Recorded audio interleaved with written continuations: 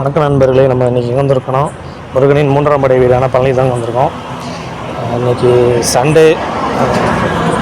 சென்னையில் நேற்று ஈவினிங் கிளம்புனேன். இன்றைக்கி மார்னிங் 6:30க்கு பழனி வந்தேன்.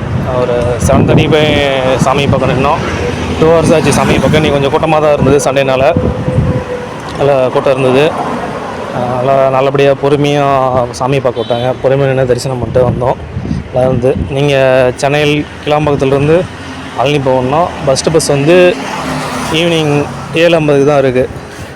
7:50 பஸ் ஸ்டார்ட் பண்ணுறாங்க. அதுக்கப்புறம் 8:30 அப்படியே ½ hour ஒரு பஸ் இருக்குது.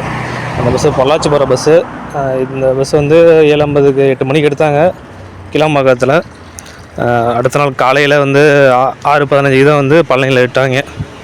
அதுக்கப்புறம் அங்கேயே அப்புறம் குளிக்கிறதுக்கு ரூம்ஸ் இருக்குது. இல்லைன்னா குளிக்கிறதுக்கு அறநிலையத்துறை சார்பாகவும் ஃப்ரீயாக குளிக்கிறதுக்கு இடம் இருக்குது. குளிச்சுட்டு அதுக்கப்புறம் செப்பல்ஸ்லாம் விட்டுட்டு, மொபைல்ஸ் அலோடு இல்லை மேலே. மொபைல் கீழே விட்டுட்டு தான் போகிற மாதிரி தான் இருக்கும். மொபைல் கீழே டோக்கன் போட்டு 5 ரூபா டோக்கனை அங்கே வச்சு தான் போகிற மாதிரி இருக்கும்.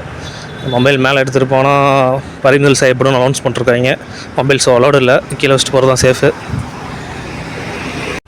நீங்களே யாராச்சும் பழனி போகிற பிளான் இருந்ததுன்னா மார்னிங் சீக்கிரமாக பழனியில் இருக்கிற மாதிரி கிளம்புங்க. அப்போ தான் சீக்கிரம் சாமியை பார்த்துட்டு வர முடியும். ஏன்னா நாங்கள் கீழே ரிட்டன் நேரமே ஒரு 9:30 இருக்கும். இப்போ இன்னும் கூட்டம் நிறையா மேலே போய்ட்டு இருந்தாங்க. அதனால் லேட் ஆகிரும். அதுக்கேற்ற மாதிரி பிளான் பண்ணி கிளம்பி வந்துடுங்க. அதுக்கப்புறம் ரிட்டனுக்கு வந்து சென்னைக்கு வந்து ஈவினிங் டைமில் தான் பஸ்ஸு. 7 மணிக்கு நினைக்கிறேன் பஸ்ஸு. நான் திருச்சி வந்து முன்னாடியே கிளம்பி சென்னைக்கு வந்துட்டேன். அதுக்கேற்ற மாதிரி நீங்களும் பிளான் பண்ணிங்க. நன்றி. மேலும் அடுத்த ஒரு வீடியோவில் பார்ப்போம்.